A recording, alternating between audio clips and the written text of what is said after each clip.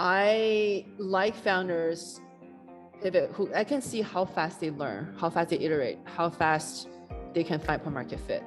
So if I actually watch a founder pivot, it's one of the best data point I can get on the learning speed on execution, on customer empathy, which are two of the most important things I look for in a founder.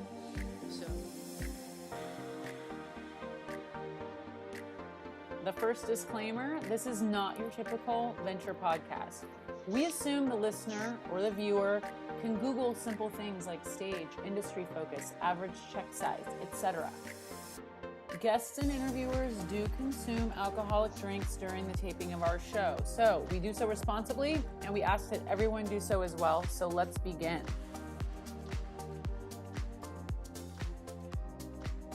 Hello and welcome to episode 2 of season 3 of Drinks with a VC. Thanks for tuning in via whatever platform you are using. My name is Vic Laquara. I am the co-founder and general partner for GreenCow Venture Capital. And I am joined, as always, by the brilliant Bree Hansen, who heads up Burkland's biz dev. Bree, hello. How are you? Hi, Vic. How's your new home in St. Louis? It's good. Thank you for asking. It is a balmy 48 degrees outside. And as much as I really miss the Bay Area and I miss San Francisco, it's nice to be here. It's a fun change of scenery. Of course, I'll be back in San Francisco once a month. So no one will miss me that much. Did I reveal too much? Did I invite a stalker? No, I hope not. I mean, look, if anyone out there listening or watching the show loves us that much to be my stalker, you should just email me or call me and I'll just hang out with you, and I'd love to just kick it and say hi. So if you love the show that much, if we have stalkers, Bree, we're doing something right. I was actually referring to Laura more than you, Vic. Oh yeah. Okay, fair. Well, you'll have to ask her. I don't know. Well, look, just as we did in our previous episode, we want to take a very quick moment to acknowledge the atrocities that are happening in the Ukraine. And if you would like to help, please join us in donating to the 1K project. 100% of the donation goes directly to a family in need in the Ukraine. So we will have the link in the episode description and check that out. I am excited for today's show. Are you excited? Yeah, tell us more. Well, this next guest, I don't think she knows the first time that we met. I'm going to quiz her on this as soon as she comes in. I think she thinks the first time we met was at Launch Accelerator pre-pandemic, but let me tell the audience about her before we bring her on, and then we'll grill her to see if she remembers the first time she met me. How about that? All right, fair enough. Okay, so our guest led the corp dev strategy team at Dropbox. From there, she went on to make the first of many wildly successful angel investments in companies like Scale.ai and in Upkeep. Prior to Dropbox, she was at McKinsey, where she managed teams in NYC and in Shanghai. She advised Fortune 500 companies on big data, AI, and growth strategies. So she was well ahead of the curve at that time. And then earlier in her career, she designed and developed brain training games as a founder and studied human brain functions for her Ph.D. She received her Ph.D. and her master's in statistics, both from the University of Michigan. I had the pleasure, as I said, of catching up with her at the Launch Accelerator pre-pandemic while she was investing out of her first $136 million fund, which I believe at the time was the largest fund for a women-led venture firm. Now she's on her second fund. She's easily one of the most sought after VCs when it comes to AI, machine learning, the future of work.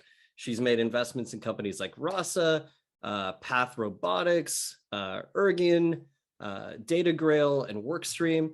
It is my pleasure to welcome the pride of Shanxi, China, Dr. Lan Xuezhao. Thank you so much. That is a fantastic intro and welcome. I appreciate that. Well, we are so delighted to have you on the show. If there's a little bit of extra excitement in my voice, it's because of your drink of choice today. Bree will tell you this, I don't drink caffeine very much. And my wife was very worried about me recording this drinking coffee because Tonight. yeah, and because I bounce off of walls, and I literally had my first sip not more than 5 minutes ago, and I'm already feeling a little bit jittery.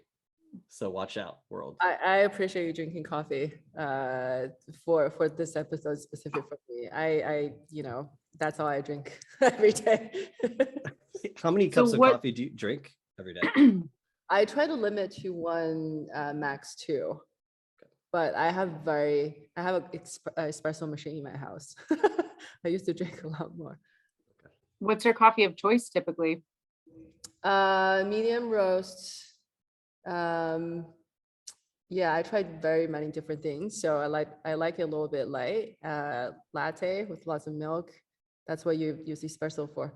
I used to drink, I've basically tried every coffee startup on the planet that you can imagine. The best one is the espresso machine. I wish I had a bag with me, but I'm drinking coffee, and this is a quick plug to a friend of ours from Bird and Bear. They're basically out of their garage in San Francisco. He procures the beans and he packages them and they send them out. So we have a subscription to it. So Bird and Bear, Lan, we should definitely get you on that with Dan and Ella Streetman. So there you go. That's what I'm drinking today. Oh, amazing. And he curates your experience, right? So you get the beans that you like and all the good stuff. Yeah, absolutely. So I'm going to turn it back to Lan. Where do you think we first met? Well, you mentioned it's not launched, so I don't know. Okay, Oh, this is how memorable I clearly was. No. I had just left SK Telecom Ventures, which was my first start in venture capital. And I thought it would be a great idea to go in-house somewhere. So I was interviewing at Google and I was interviewing at Dropbox.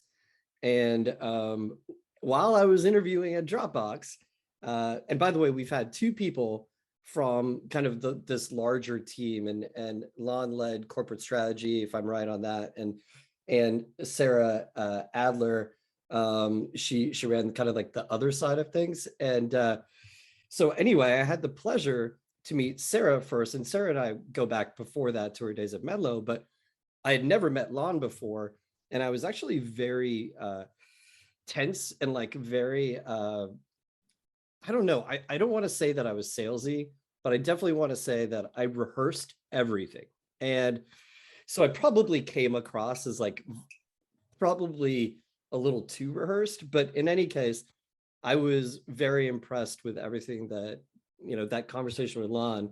And it wasn't a surprise to me that here you are years later, running your own shop and doing so well. I mean, being so successful. So congratulations to you. But that was actually our first time that we met. Oh my God. I think I remember. That was a long time ago. A really long time ago. It must be like 2015. I think 2015 or 2016. One of those two. It's in there. It's all sort of a blur there. I thought it was very cool because I had created this presentation where you took the Dropbox logo and you opened up the top, and it was about you close the top and you make it look like a home. And so this concept was corp dev focused on that tagline. So anyway, hilarious times, good times. Small world. Very small world. Yeah, very small world. I remember joining corp dev in 2013, 2014 timeframe. Yeah. That was my first time started meeting about 7, 8 people every single day. Before that, I was McKinsey. I was doing a lot of the, very much more focused work. Yeah. Where like modeling, analysis. That Yeah. was the first time I just remember so overwhelmed. How do you meet 8 people a day to get anything done? Well, that's, the life of VC or corp dev person. That's right. Fascinating. I actually hired a data science team after that, just so that we can be more efficient, like understanding who actually met. I love it. I love it. Well, origin stories are important to us. And I think as VCs and everyone that we've had on, Bree, we really love to dive into the origin stories. And in our questionnaire, you filled out, I went to a high school you'd never even heard of. And part of that is because you went to high school, I believe, in China, in Shanxi. And could you tell our readers, our readers, do we have readers? Our listeners and our viewers where Shanxi is and sort of give them the lay of the land? It's funny, when you say Shanxi, I bet you most of the audience are thinking about Shang-Chi, which is the movie. It's like actually sounds very, very similar. Yes. To clarify, they're not. I would love to be so cool to be, like a superhero has anything to do with Shang-Chi, but Shanxi is a province in China. It's one of the mainland province, which means it's inland. It's not one of the coastal cities. Beijing or Shanghai, who you most likely have heard of. It's like inland, very large coal mine city, coal mine capital of China, basically. Wow. Yeah, that's where I was born. I was from. I spent a lot of time. Yeah. What are some of your memories there? Well, so I was born in a labor camp. I don't have a memory there, but it's you guys like the Cultural Revolution in China. It's like long story, but anyways, it's my parents met in the labor camp. I was born in the labor camp, so my entire childhood it's pretty difficult, pretty poor. When I started thinking about VC was not even in my vocabulary until Dropbox. Actually, I've never even I have all my friends are engineers or basic engineers, or people who engineer in some capacity. I didn't know a single VC until Dropbox. There's a lot of VC at that time. So It was like a very, very different world. I came to the US with like $50 in my pocket. And that was my childhood. Is it too many memories? I don't know how much you want to go into that. No, we absolutely love to hear these things. Did you watch the Olympics at all? Yes. And the reason why I bring this up is because I think one of the largest stories was around sort of Chinese-born Americans that were competing for China, right? And I believe Eileen Gu was the main, the fixture, right? Like everyone's eyes were on her. And she won Olympic gold and I think also a bronze. And I wonder, she references her mom being such a strong part of her upbringing. What role did your parents play in your upbringing? And now knowing that you grew up in a labor camp, this is even more of an interesting dynamic here. Wow, this podcast goes very deep. We're all over the place. It's a roller coaster of emotions on this podcast. I think Eileen Gu is fantastic, and if anything, it really, because she has single parents. I think it's more than like parents. She had one single parent who brought her up and raised her, and I think it kind of removed the stereotype of single mother and what you can do as the child of a single mother. I think that for that reason, that's fantastic. It's great. Love that. And how powerful her mother, is and was in her entire life, right? Well, my parents obviously very influential in my upbringing. They, contrary to people's belief, they're not tiger parents. I actually had no expectation growing up, which actually helped me a lot. I grew up because I didn't know a single person. None of the people in my family went to college. The first generation college, university graduate. So growing up, there's no expectation. If I even just got admitted to college, and that's a big deal. that actually is really helpful to me. My parents have very high standard, but very low expectation. So everything I do, I've always managed to exceed expectation. And over time, actually my confidence goes up, like, grows really, really fast, versus a lot of times people, the older you get, the less confidence you have. You realize how much you don't know. I'm like very much the opposite. Do you put large expectations on yourself, or is it more meeting to be the first in your family to do X, Y, and Z? I don't. So I have very high standard for myself. But I never really have a goal and say I must go to this school, I must do this, I've never had anything like that, which I think is actually really helpful for me to have like one North Star I follow, which is I just want to generate the most impact. It sounds, very simple, but literally my entire life, I've taken salary cuts multiple times. I've, picked Dropbox over after McKinsey over, cushy corporate job or larger tech companies, right? Sure. So it's really helpful because I was able to focus on the one thing that I care about the most. Because my parents didn't give me the pressure. You have to go to Harvard, have to go to MIT, have to do this or that. So I really appreciate it. At the same time, they were very supportive in whatever I choose to do.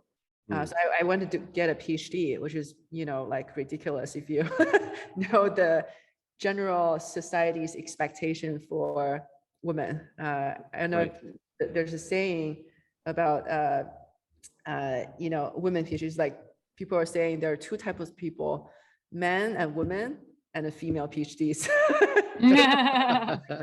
a third kind of human, right? But I just really liked doing research and studying things and understanding how things work. And my parents were very supportive. I don't think my mom even understands what I do today, but she's very supportive. I don't think she can explain what I do today. Yeah. And you mentioned your dad as kind of one of your biggest heroes. What role did he play in convincing you or maybe just supporting you to go to Michigan? I just don't even know how someone is born and raised in a labor camp all the way in inland China and then decides, I'm going to go to the University of Michigan to study. Or well, only until about 5. I think the Chinese says what doesn't kill you make you stronger. I just have so many, my parents didn't have to tell me you have to work hard. I've just had so many experience where if I didn't, I would just not make it. Literally and figuratively, right? So once you have experience accumulating throughout your life, your parents are there the most supportive. Oftentimes they're very honest.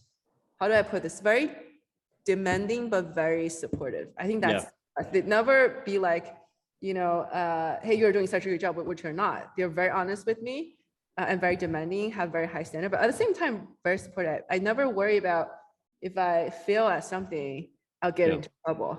No. If you do better next time, that's the expectation. So both my parents are like that. My dad specifically,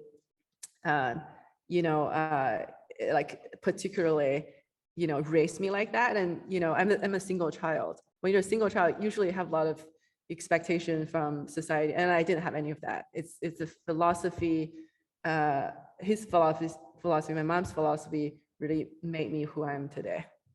Interesting. Well, how would you describe each one of them?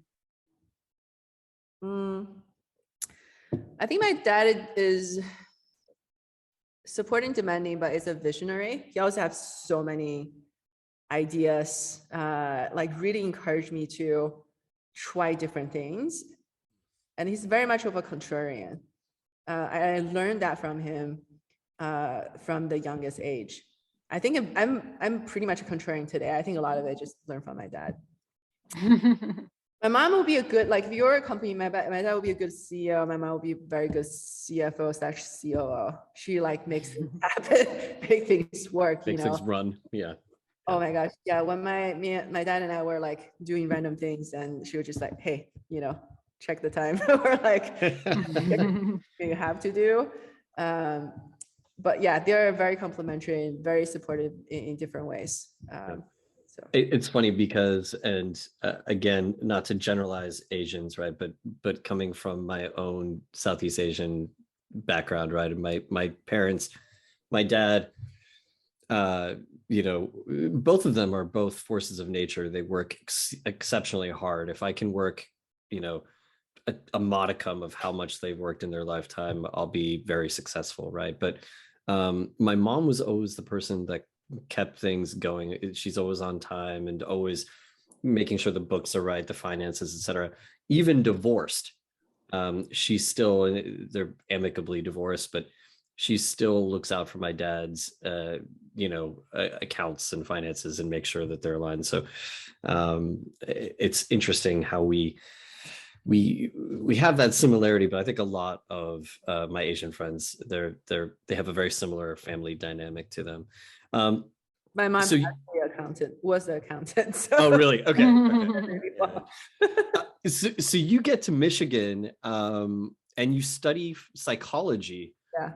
What drew you to psychology out of everything? Yeah, this is one of the most contrarian pick at the time. So I took all the rigorous math training, whatever you can imagine, in China. Like I came here, I look at the statistics masters curriculum, it's like I've taken this in high school already, and I just start thinking, what do I need the most actually? What do I want to learn the most? What I'm most passionate about? Forget about the job prospects. Like what's practical? What's practical is go get a computer science degree or math degree and find a job and work at whatever company after, right? But that wasn't how I was thinking. So what's the thing that I need to, I'm the most passionate about, and what do I need the most? So they happen to align. What I'm most passionate about is actually understand human brain. That's been my long time passion, my entire life. I just want to understand human brain, understand people. I think I'm good at that. I think I am super passionate about that. That all I just really want to do that. And secondly, what do I know the most? What do I need the most is actually being able to communicate with people and talk to people. I can do math, like no problem, but I really suck at like talking to people at the time. I didn't speak much English until I was like 23, 22. Wow. So, and in a psychology PhD program, we had lots of opportunity to talk to people because you talk about in class, For the first year I was in the program, actually, I was pretty silent. If you ask people about me around that time, I don't know how people even remember me because I didn't talk, because I couldn't talk, just not really good at talking. So I think the two goals really, really align, which I was so excited to go to Michigan. I was like ranked number 2 PhD in the country, and they like fully funded program. They pay everything for me to study. It was like, oh my gosh, this is like dream come true. And I appreciate Michigan. It's a life-changing experience for me, honestly, both professionally and also personally. My English is much better after that. You are now a mother of 2 kids. We'd love to learn a little bit more about them. You've talked a little bit about your mother and how she influenced you. Who are some other mentors and friends, people around you that shaped who you are as a mother, and that part of your life? Great question. I haven't really thought about it too much. I think I have a philosophy. I think everyone expects me to be a tiger mother. I don't know why. Like people just ask me a lot. I actually got that question all the time from my kids. Are you a tiger mother? Sometimes they don't ask me directly. They ask other people, is she a tiger mother? And I after the third time, I was like, we do seed stage investing. We do come in the first time. Tiger's mother, probably better. Tiger, like do later stage, we do early stage. And I aspire to be a tiger mother. Really not doing a great job there. My not living up to the expectation. My philosophy is the same, how I was raised. demanding but supportive. Be the best at doing that. They can become an artist, they can become whatever they want to, but they just need to give 100% of effort towards that. Actually, I don't even need them to be the best. They just need to give it the best effort to work on what they like the most. Yeah. Oh, that's really, so this is a funny observation that I've now just made hearing you talk. I kind of gravitate to Hasan Minhaj, Aziz Ansari as two brown comics that talk about their very stereotypical upbringing, right? And it's interesting because you gravitate towards Ali Wong, and she she talks about having a very stereotypical kind of like tiger mom-ish upbringing. What is it about, like, we both had relatively chill parents who didn't set the expectations for us that, I joke sometimes with people like, oh, I'm a venture capitalist, I'm a disappointment to my dad, which I think there's a little bit of disappointment that I'm not a systems architect or a computer science nerd kind of person. But I feel like I really gravitate. I almost wish that I had people that had parents that were, I wish they were more tiger mom and tiger dad than they are. Is there something to that? It's so interesting. I really like Ali Wong, Trevor Noah, because when I listen to her comedy and read the book Born in Crime, like, especially when I read Born in Crime, I feel like, that's not my life, but like elements of that, I just feel like I could have written a similar book. You gotta have, when your upbringing is so tough, you just gotta have a sense of humor. I think that's how I grew up and how my parents grew up. Like, I was born in labor camp. It's much harder for them to survive there. So their sense of humor is like fantastic. They're like, yes, this is tough, but what are you gonna do about it? I would just make fun of it and carry on. So I very much appreciate that, and which is why I think she has this also mentality of like joking about things, and Trevor joking about things. And as a mechanism of dealing with hardship in life. Yeah. Well, a very fun fact about Emily Gu and Ali Wong, they both went to the same high school that I went to. Oh, is that right? They did. They were in San Francisco University High School. So a shout out to both of them and to the University High School. I think we're still the Red Devils. I don't know. But there's something interesting that they both have in common. The other thing, I think Ali made it. I haven't really heard humor about motherhood, like just birthing experience. Actually, also so real. Yeah. That's like, I think that's just like, oh my gosh, like I can't believe someone's talking about this so loudly. Like, that's not something people enjoy talking about, like, but it's so hilarious. Yeah. Like, okay, this is real. Like, in different elements of their humor, just like, okay, this is very relatable for me. Yeah. But a lot of the comics I cannot find anything to relate to. No, there's that commonality there. Absolutely. Speaking of commonality, I think a lot of people look at you as this superhuman because you're extremely successful. You're raising 2 kids. You're kind of juggling all of these things and seem to be doing, you're not dropping any balls whatsoever, right? You're just keeping them all up and you just keep adding things to it. And I thought you shared, I was reading about you, you said it's not about work-life balance, but it's work-life integration. And I would just love to know how you do it so I can try and emulate it. But tell us a little bit more about the philosophy of work-life integration and how you go about things. Yeah, I think I dropped plenty of balls. I think depending on which one I drop, I try to not drop the most important ones. Not less important. I definitely drop plenty of. I think I have a good system of support around me that I truly appreciate. I think my husband is like, we try to be as equal as possible, which is like, you say that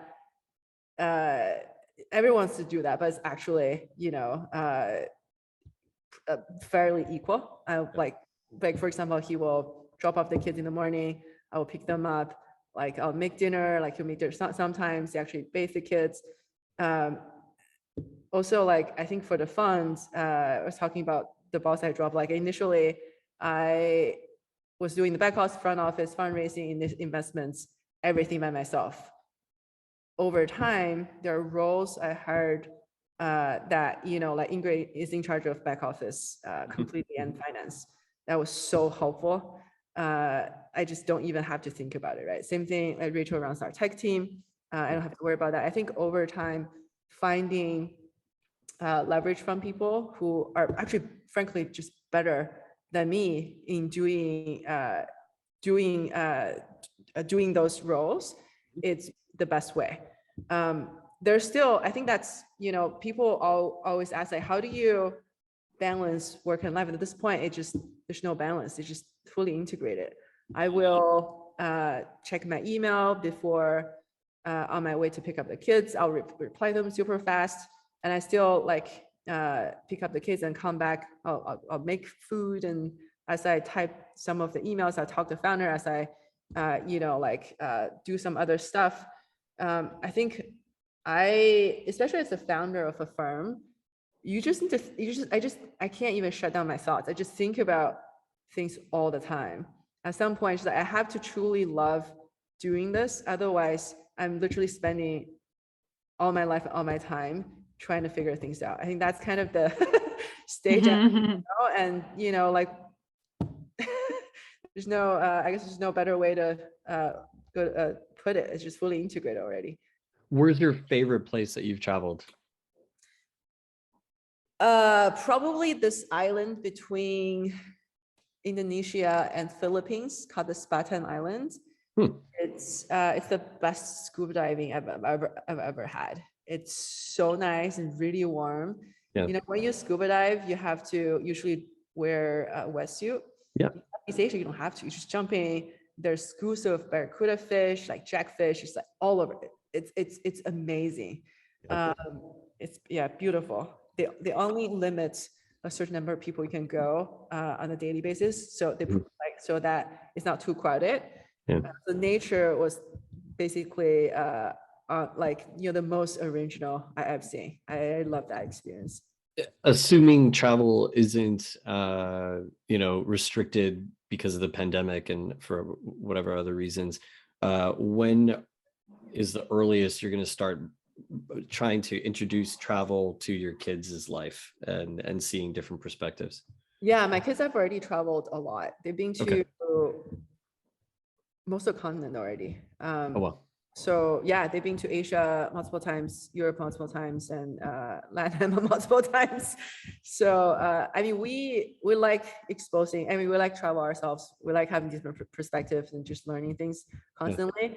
And we just bring our kids when it's a little bit selfish initially, but later, like we found that really beneficial for the kids to have different perspectives and learn different things. My older one, he's 6 now.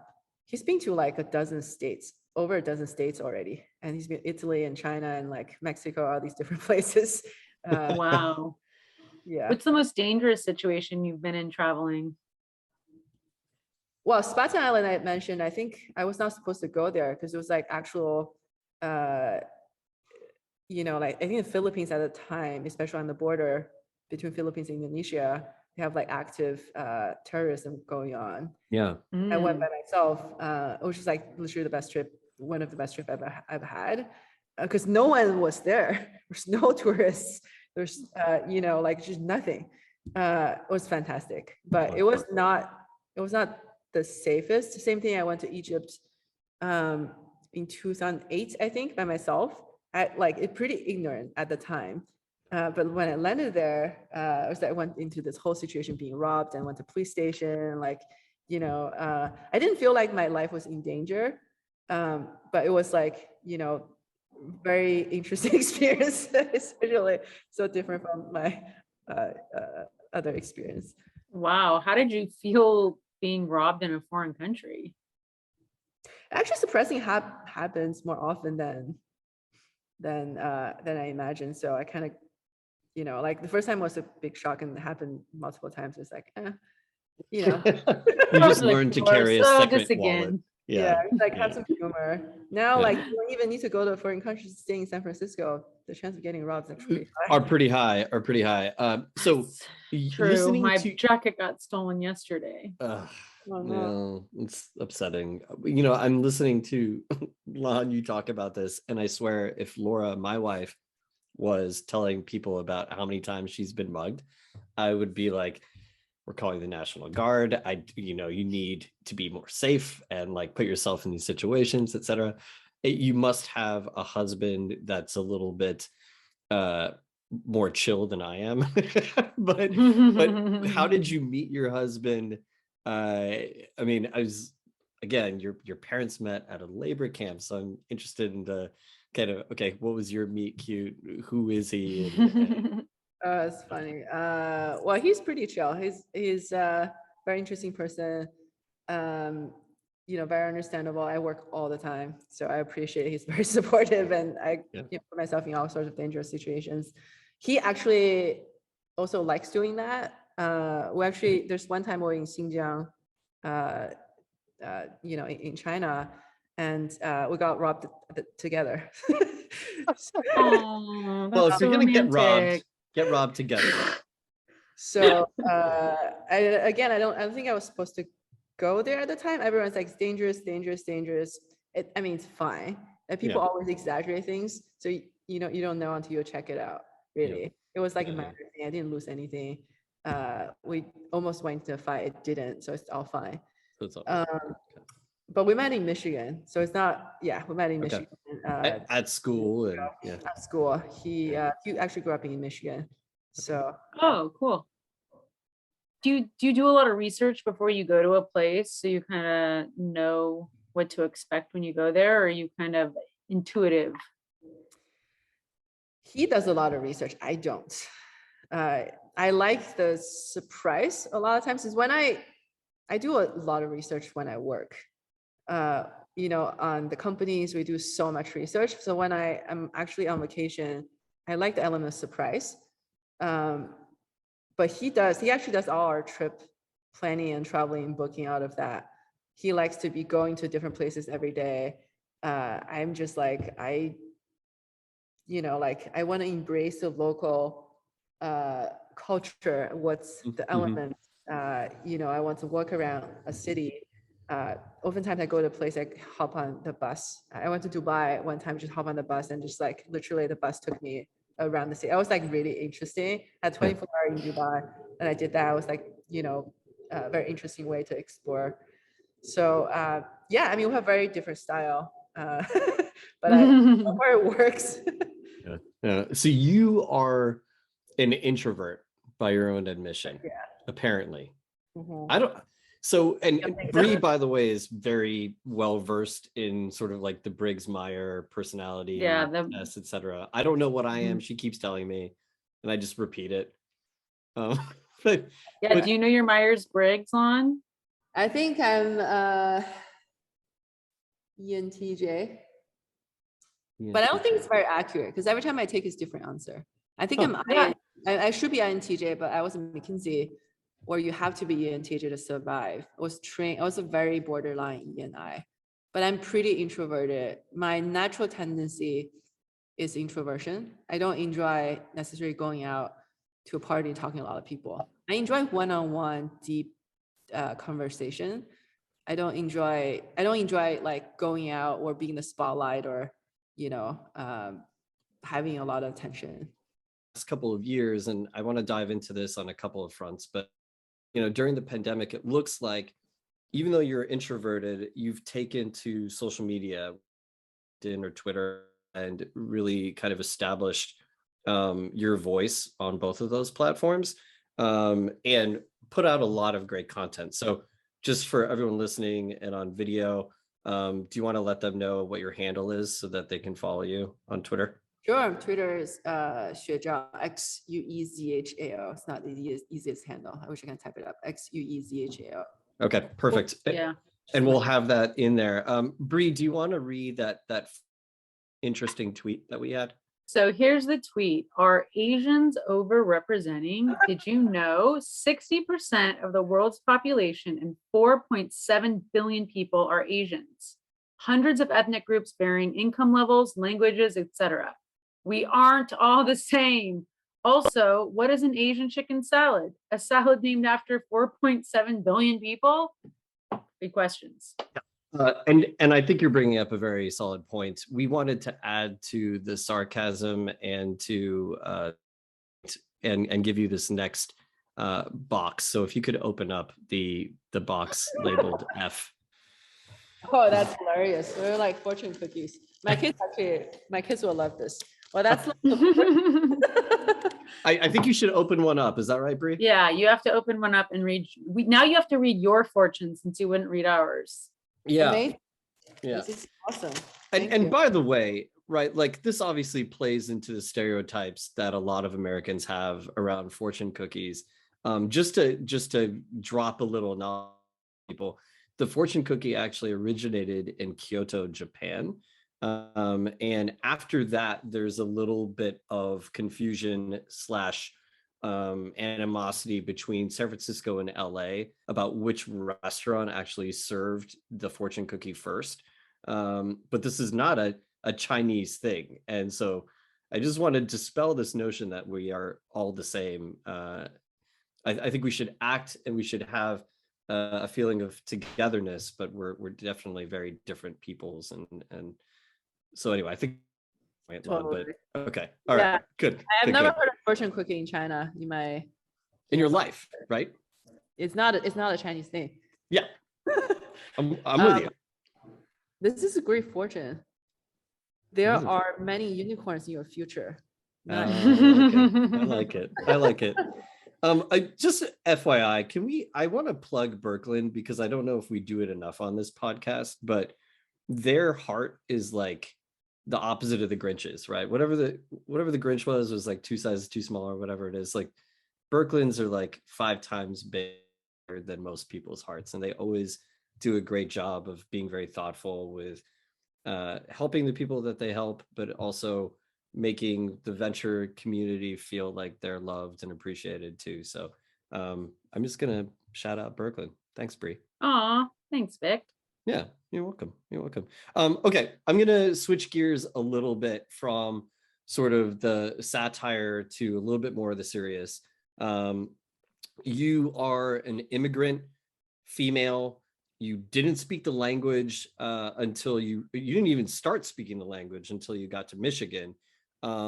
You, for all intents and purposes, had all of the odds stacked against you, but you made it. You're now on Fund 2. I think, what's the total assets under management? I don't know. You're going to correct me because I don't remember. A little over 300. A little over 300. I mean, what was the hardest part of your journey to where you are right now? It's actually, I mean, I didn't really think about, I never really thought about how hard things were. Yeah. It was really interesting because everything is pretty hard. And I was like thinking about just how to get out of a situation or how to put one foot in front of another. It's actually easier to not think about how hard things are because in the grand scheme of things, and they become not very hard, and have a good, attitude to just be lighthearted and deal with it. Yeah. That's very much my philosophy. Everything was hard.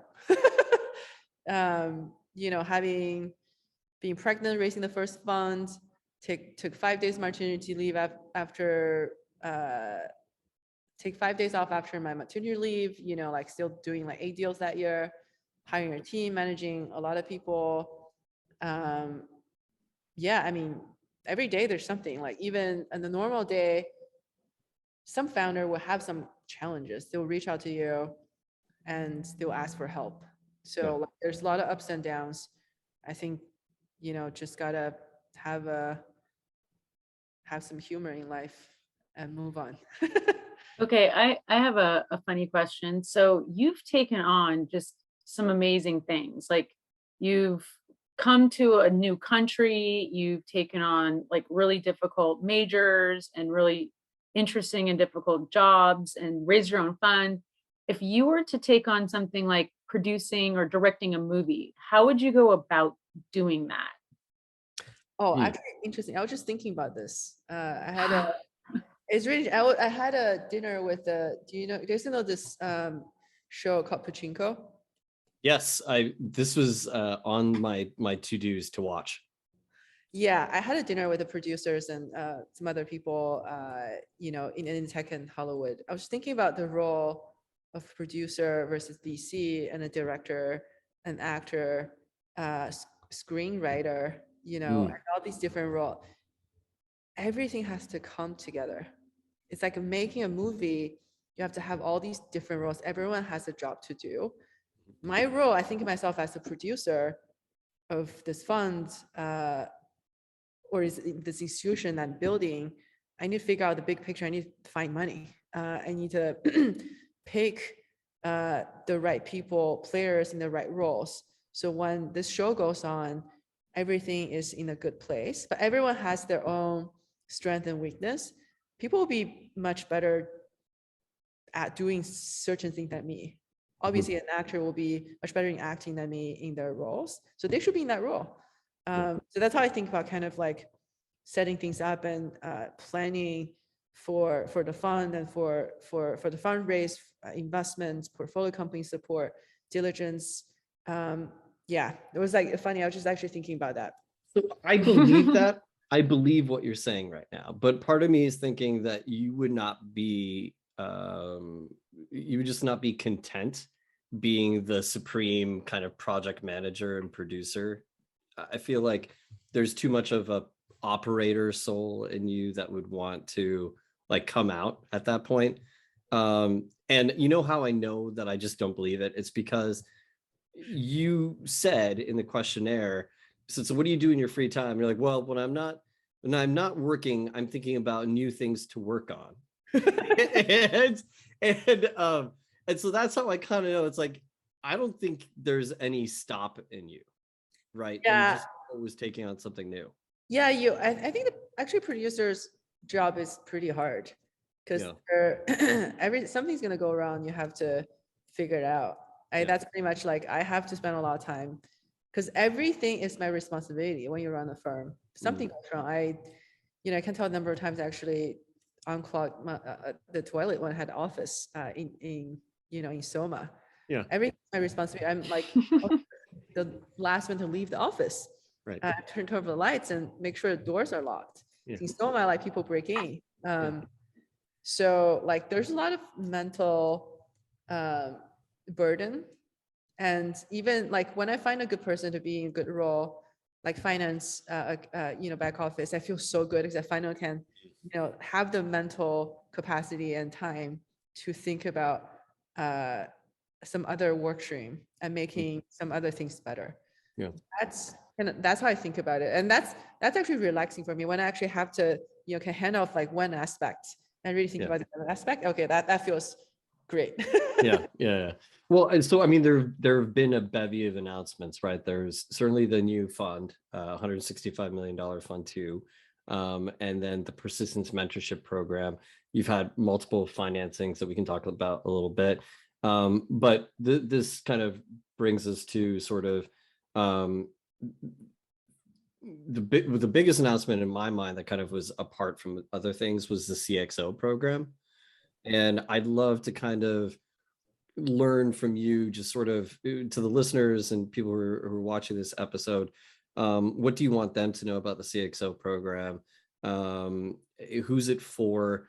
I know what the end goal is, and we'll get to that, but if you could just cover those two things.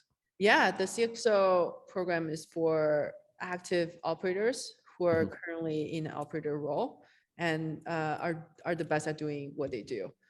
So what I realized over time is, we work with early stage startups, super early.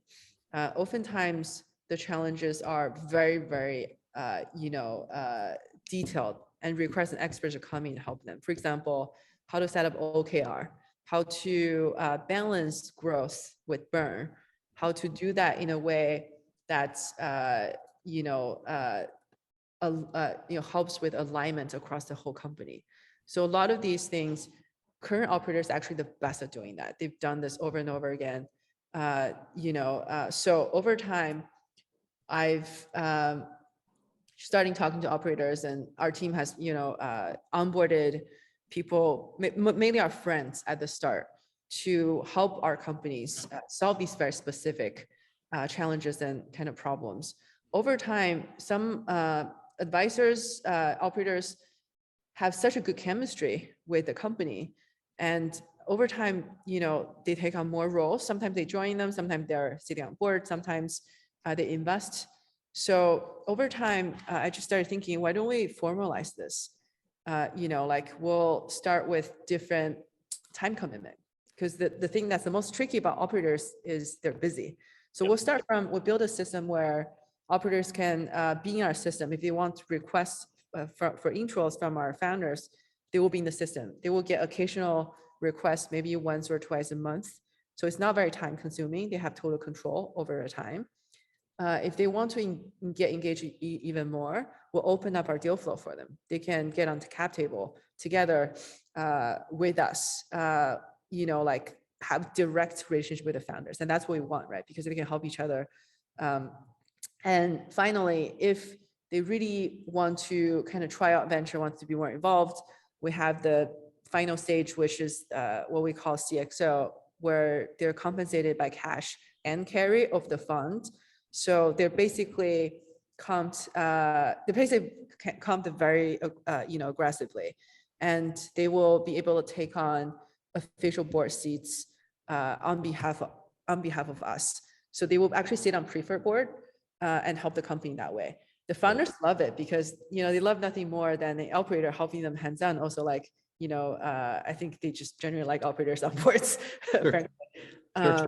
Operators like them because they get this gradual way of getting involved, and some people want to come into venture, some want to have the opportunity to learn coming in and out. So that's a good way to just try it out and see if it works. Yeah. Over time. By the way, and this is getting a little bit into the weeds, but is the carry based on the whole fund or is it based on the individual company?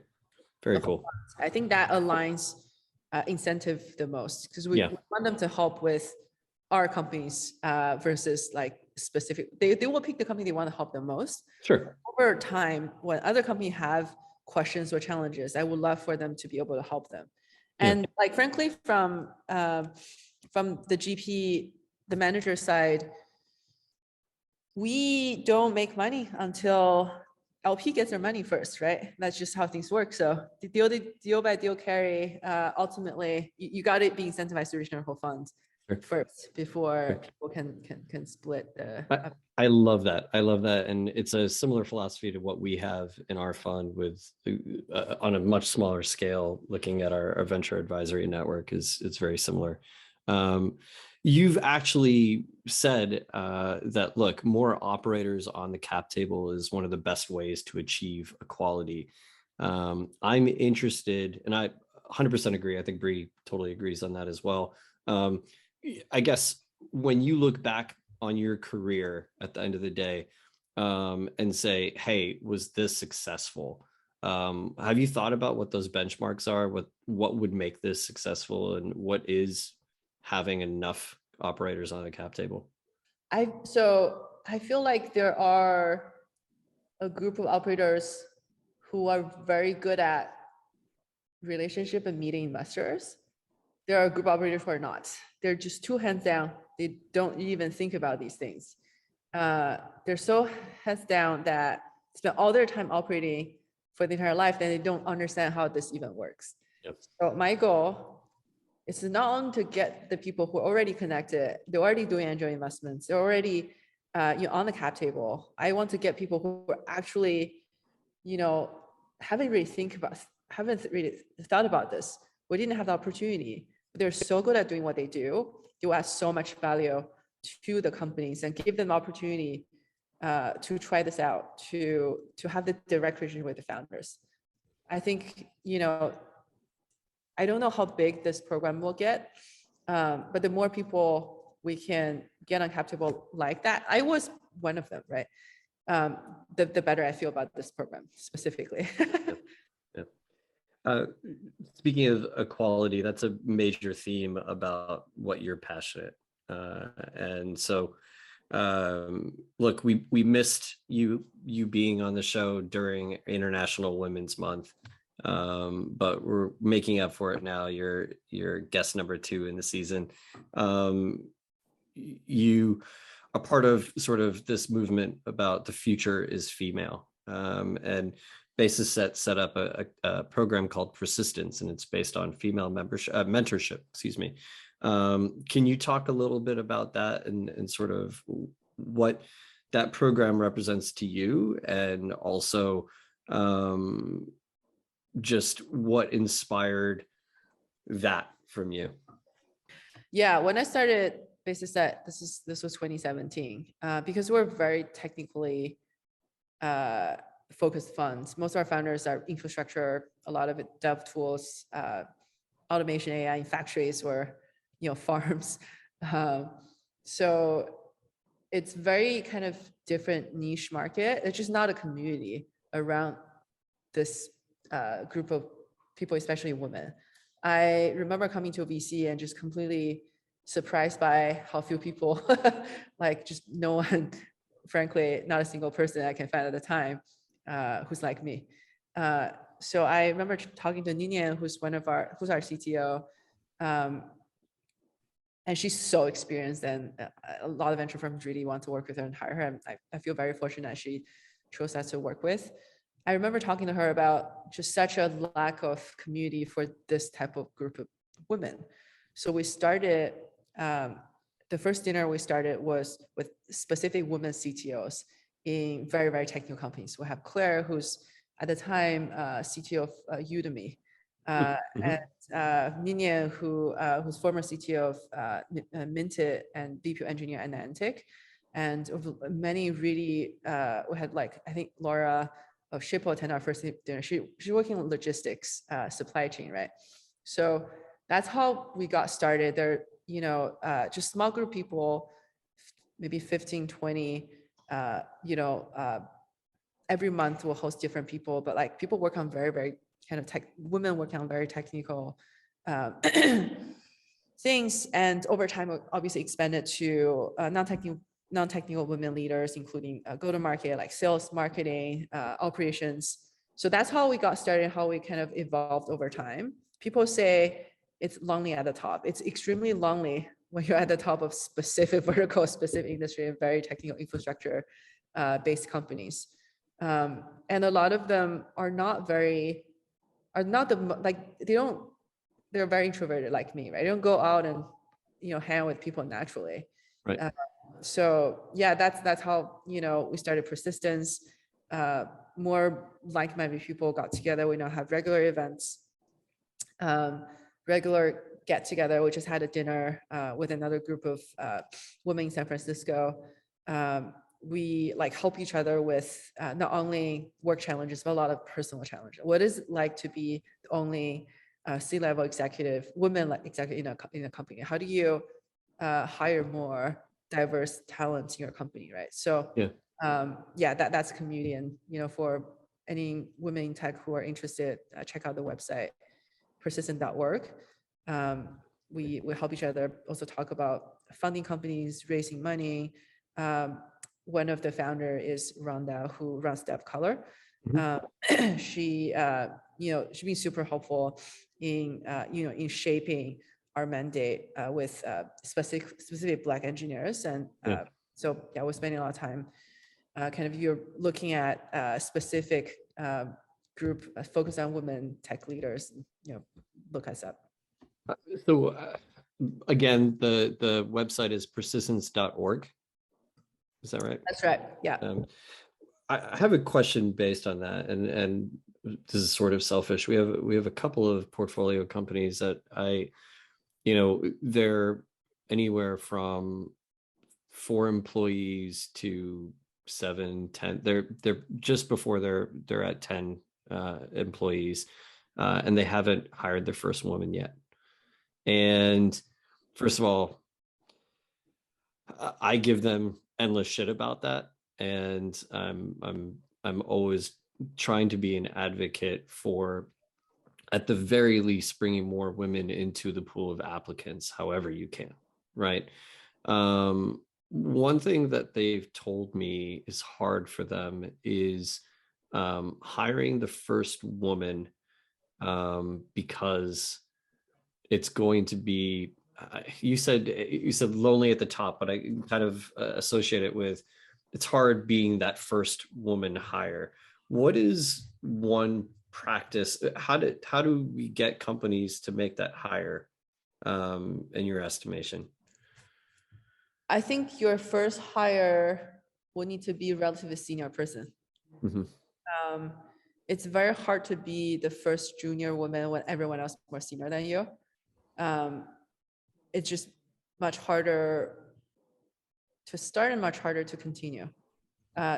So as early as possible, find someone who's experienced, who have like, big impact and followership, ideally, of other more diverse talents, either being an investor or a board member or senior woman leader or co-founder. The more you can involve a diverse talent at the beginning, at the senior level, the better chance you'll build a more diverse organization. That's Great advice. fantastic. Yeah.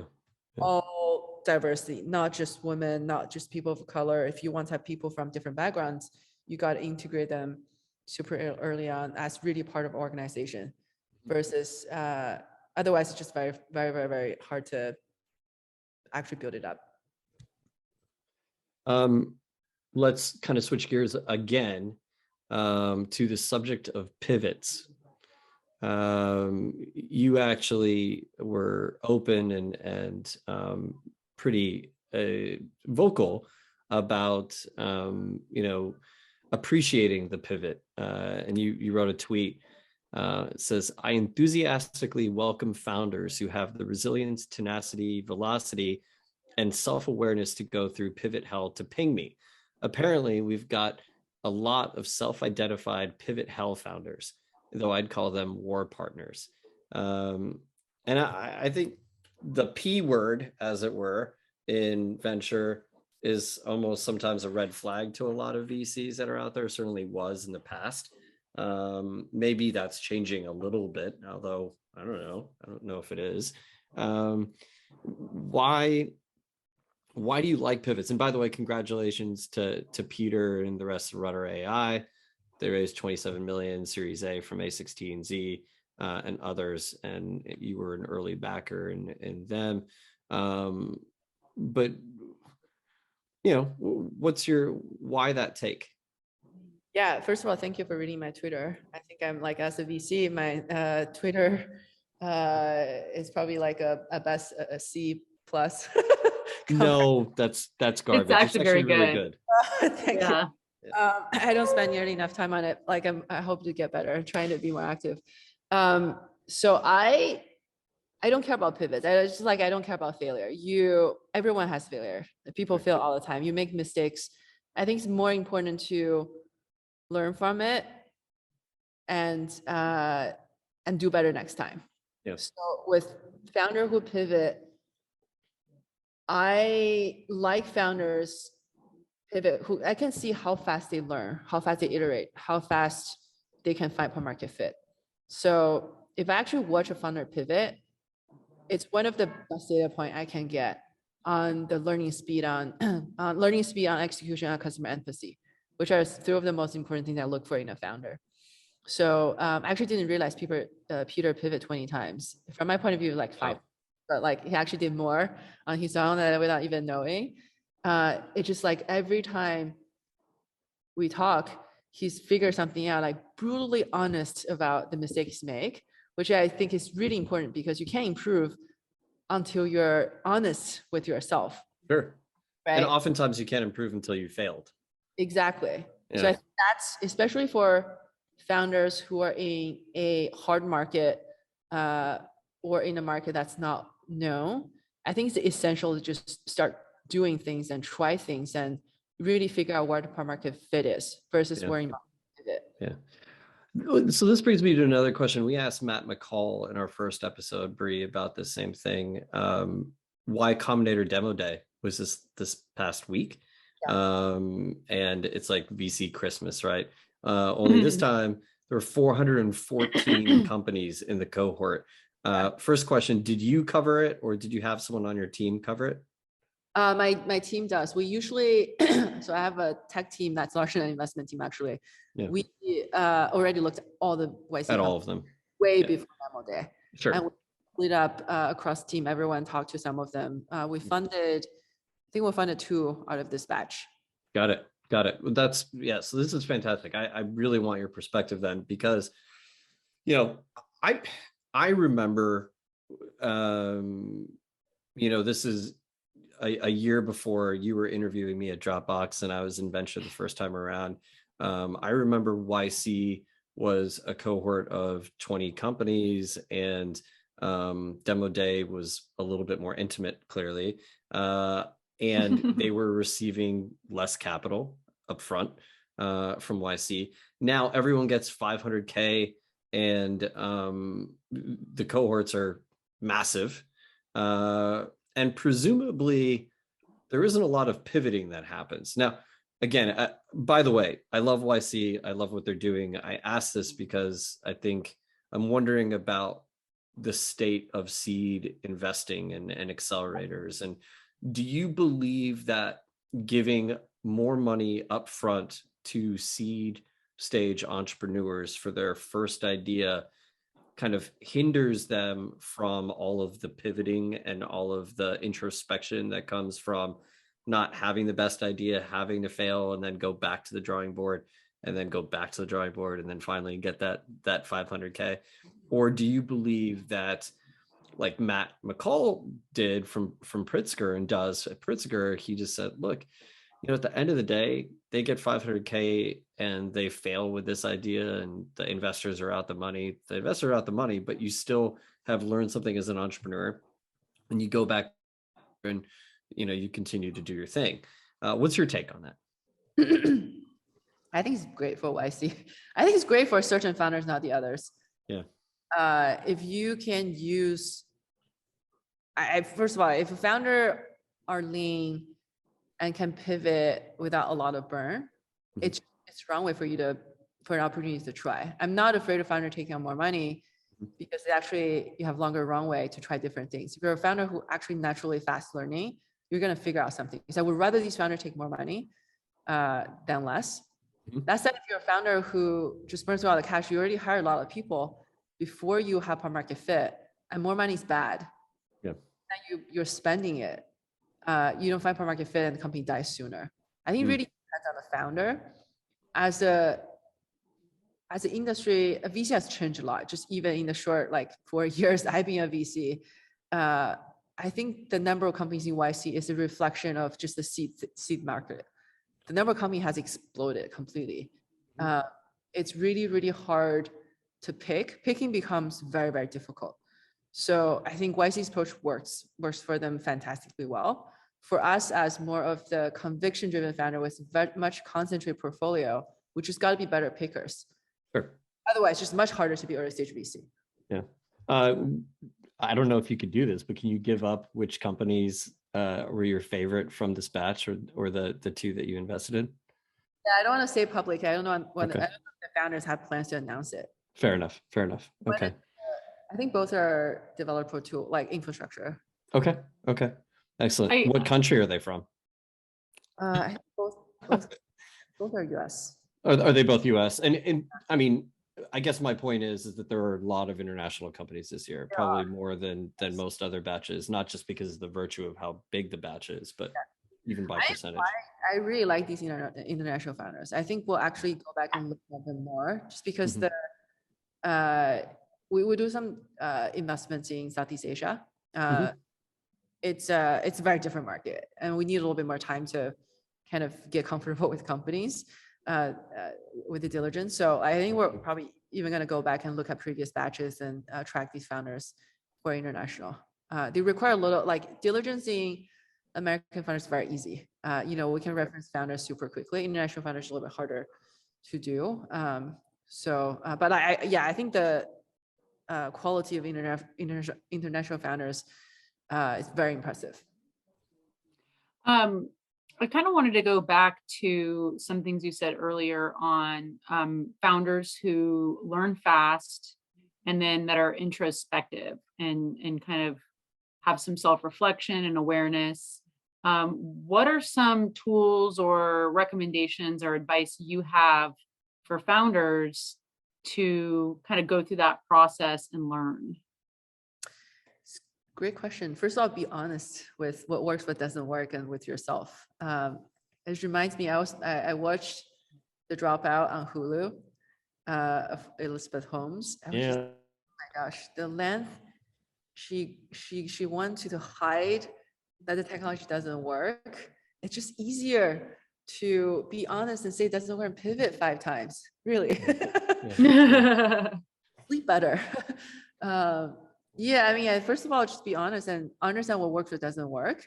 Brutally honest with yourself. Get feedback from the team and the customers, and do better and grow from there. There are lots of resources out there. There's Radical Candor by Kim Scott. There are different books and kind of management, training materials to help founders go through that. And many of our founders have like a coach they talk to regularly. So I encourage people to, founders to really, like, first step, just understand where you are today. It's like such a basic concept, but surprisingly hard. A lot of founders understand, like, don't have data on their customer, don't know where things are, with their co-founder, with their team.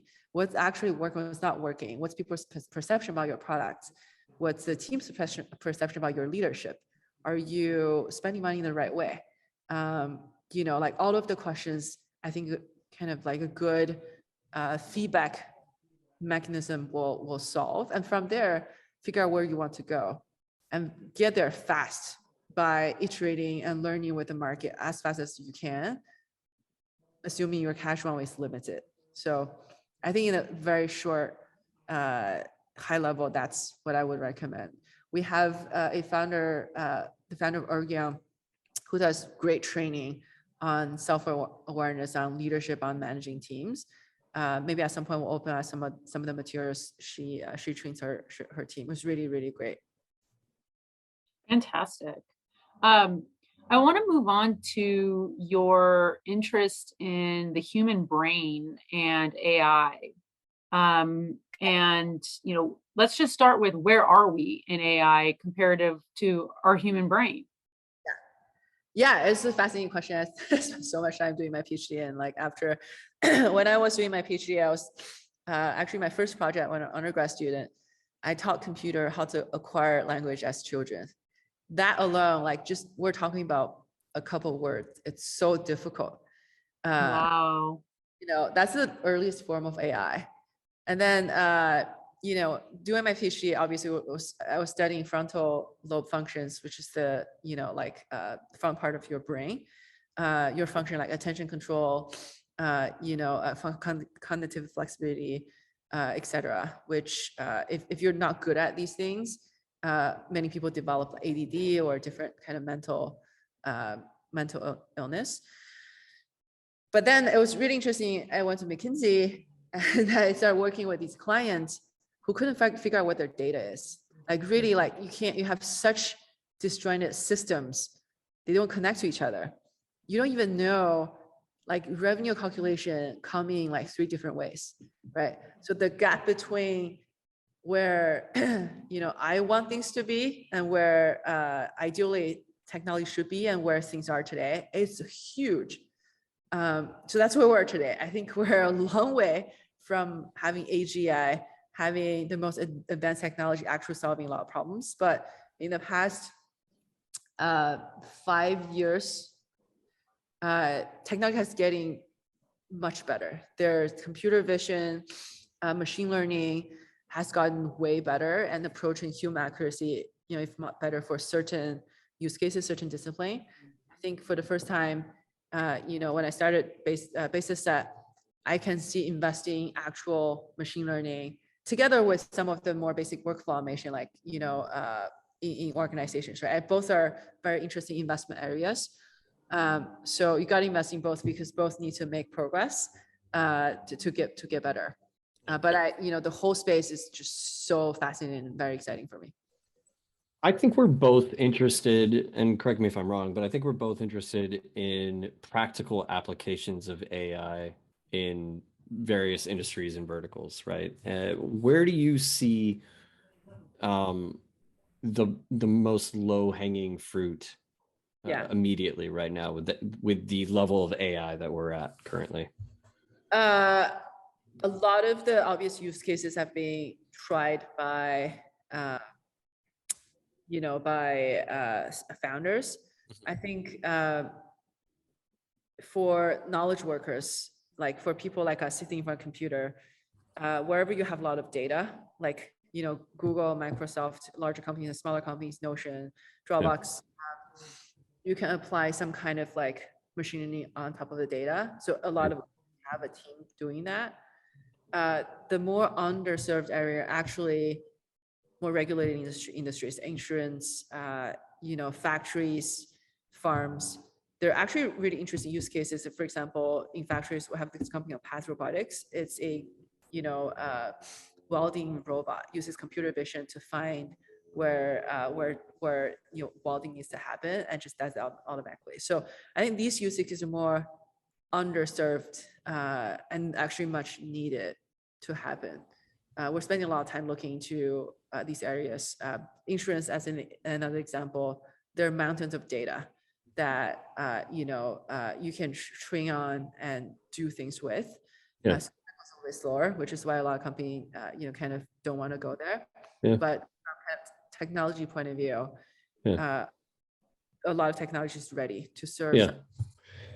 Yeah, and I would probably just add healthcare generally, like drug discovery and all of the mountains of data that we have that we can apply AI and machine learning to, and then try to model and manufacture drugs, whether it's vaccines, whatever it might be, is the other area. Depending on who you talk to, like, this is even pre-pandemic, people were worried about AI and the power of AI. What if it got too advanced, et cetera? Something that's a little bit closer to home is whether AI becomes too biased. Do you ever worry about bias in AI? And I want to get it from you because you are one of the smartest people I know in this space. And then on top of that, you're a woman. And so you're around bias and are more hip to it than the average engineer. So what's your take? It's totally biased. A lot of because human rights, these systems and, humans are biased. So a lot of the systems are biased. I mean, it's a problem. It's going to be more of a problem, and we need to be proactive in dealing with this. Honestly, most of the algorithms are biased. We just have to be very mindful in setting up guardrails and be mindful of how to use different things and how to set up things and train your models. Make sure when you train models have unbiased data as much as possible. So I think people have more awareness now compared to before. So I think more people are working on this. But yeah, it's definitely a problem. It would be great if all of the seed stage investors got together and said, this is the standard sort of processes that you should go about when making sure that you are creating AI systems, et cetera, right? That without bias or, with greater understanding of what that bias is before you start building things. And then everyone that's building something and has to get funding will have to adhere to these programs and go through it. We should do that. Yeah, I know. There are many things I really want to happen. Like, first of all, I want Twitter to be less biased. Yes, absolutely. Stop amplifying the stuff that actually, they're just trying to get eyeballs, right? Stop retweeting those things. That would be nice. Yeah. Well, if you have listened or watched the show, now is that time towards the end of the episode where Bree and I like to ask our 5 questions, and they were taken initially from a book. What is the name of the book, Bree? I'm totally. It's Sex, Drugs, and Cocoa Puffs, That's written right. by Chuck Klosterman, who was a journalist. Started, I think, in the late 90s. He's a culture writer, and he writes about a lot of culture. And so he came up with a lot of different questions. And so he has these 20 questions where he says if he asks you these questions, he'll know who you are. So I know you like to get deep with people on. So that was his whole thing. And it's funny because if you reverse engineer the questions, you can kind of see what he's trying to get at with each one. Anyway, that's right. We've created our own. Yes, we've adapted from those questions. Yeah, we've adapted. So some of them are the same from our previous and future guests, and some of them are really customized towards Lan and what your mindset is. So here we go. Should we, Bree, do you want to start? I think you should start this time. Okay, let me start. All right, it is the year 2050, Lan. Are you living in the metaverse, or are you living in a colony on Mars? Are these the 2 only choices? These are the only 2 choices. Colony on Mars. Only on Mars? On Mars. Okay. All right. One of your children has been kidnapped. Okay. Who do you want on the case? Sherlock Holmes or Batman? Sherlock. And why? Yeah, and why? Yeah, I mean, Sherlock Holmes will figure it out much faster than Batman. Batman doesn't seem to be very good at figuring things out. Always make a lot of mistakes. That's true. Also, I'm a huge fan of detectives. Like, I think I've just, watched all of them. Like, huge fan of Sherlock Holmes. Okay, who's your favorite Sherlock Holmes? This isn't part of the 5 questions, just a follow-on. Benedict. Yeah, Benedict Cumberbatch. He's fantastic. I mean, by the way, I liked Enola Holmes. If you didn't watch that already on Netflix, Enola Holmes is fantastic as well. Here's my question, though. I almost would want Batman instead of Sherlock, because Batman has the means to get that child back, whereas Sherlock Holmes in this day and age might not have all the tools and tricks to really execute on that part of it. That's true. Also, my kids really like Batman, so they will be very excited. When so they'd be otherwise they'd be like, who's this creepy guy with the pipe? To come with him. Yeah. I don't know if I feel safer with the kidnappers or the guy with the pipe. I feel like kidnappers, the chances of finding kidnappers is so low. You gotta be able to figure out where they are first. Yeah, okay, fair. Well, and Sherlock would be on all that opium too, you got an opium addict going after your kids. I don't know about that. I'm just kidding. All right, next question. Okay. All right. Would you rather skydive Mount Everest or scuba dive in the Galapagos? The second one seems completely feasible. I could do that. The first one seems a lot harder. So probably the first one. Okay. Oh. And just for our listeners, viewers, have you skydived before? Yes. And where did you skydive? And was it as exhilarating and frightening as I think it would be? It's actually not frightening at all. I did it in New Zealand. I think I did it in China. It was like, if you think about it, it's a very calculated risk. The risk is very low. You skydive with multiple, you have a backup, someone they know what they're doing. The person would have skydived many thousands of times before, and there are 2 separate systems. It's very unlikely that you die. I did skydiving, did bungee jumping, I did cliff jumping, and I did what do you call those, like, anyways. Paragliding? Oh no. Yeah, like zip lining? Paragliding. Also, I feel You've never done the squirrel suit thing, have you? No, that's requires you to do it by yourself. I wouldn't trust myself to do that. Okay. So I feel like skydiving is the safest. Okay. Paragliding is much harder. Bungee jumping, I know for sure some people have died, and cliff jumping is horrendous. I think I did it in Thailand, and it's like when you do cliff jumping, you have to do it by yourself. Yes. That's not pretty. So how high was the cliff that you were jumping off of? It was pretty high. You have to climb. It depends on how there's like basically rocks, and you rock climb first, and then you jump. You can climb as high as you want to. Yeah. And then if you jump at slightly different angle, Yeah. like it hurts a lot. It hurts like heck. So very quick story. I was in Negril, Jamaica on spring break, senior year of college, and I had to imbibe a little bit in order to force myself to jump off this 40-foot cliff. And I landed fine. And I was fine. I was perfectly okay. My friend jumps off, and Steve had already sorry, Steve Klein, I'm really mentioning him on this. I doubt he's listening, but Steve had already gotten a pretty massive sunburn. So he's, very pale, and then he's got this red burn on his back, and he lands and he does a belly flop.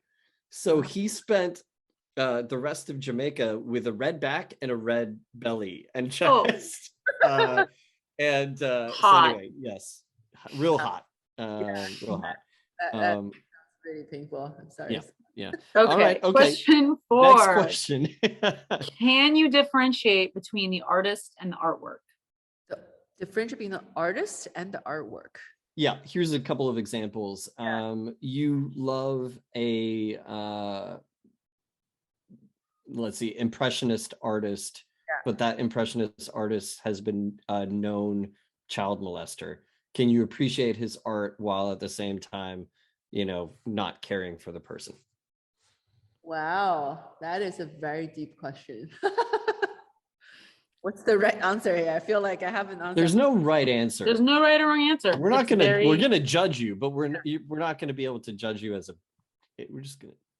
I feel like I can.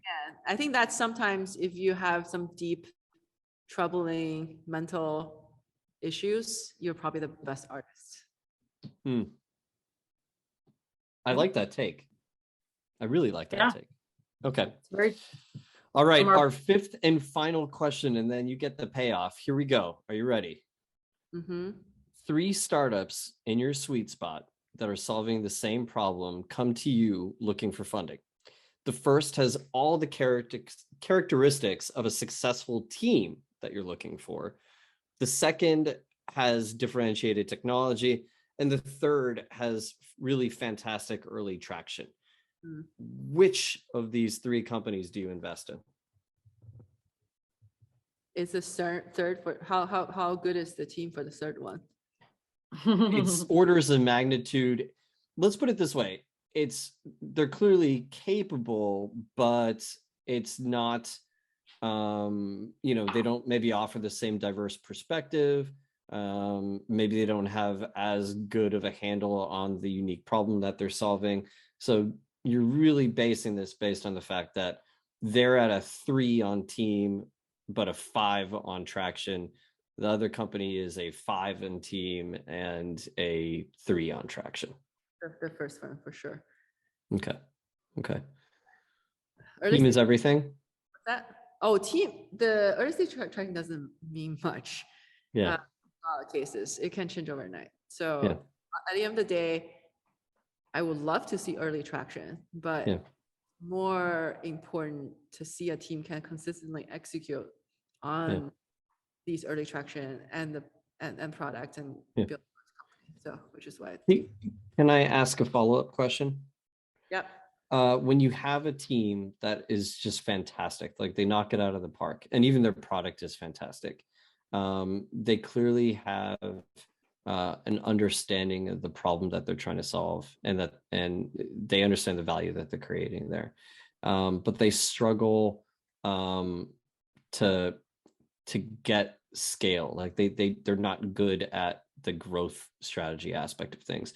What's the first recommendation that you make often in those situations? If they're not very good at go-to-market, it's often a problem with customer. First of all, can the founder learn to get better? I think if they can, then talk to people who are better at doing that, either founders or advisors. Yeah. I think the only solution is for founders to get better. at it. Okay. Go is so critical. You don't have company. Is it developing a blueprint based on comps? Is it, listening to the mentors and reading the books? What's the kind of first course of action? I think it's developing the mental muscle to experiment and figure out the right growth strategy. It's usually not one thing that works. It's usually keep on finding the thing that works for your startup. No one know what that is. So the approach of finding that and the intuition and mental muscle to finding that, it's on the founders. So they just gotta have to figure it out. Yeah.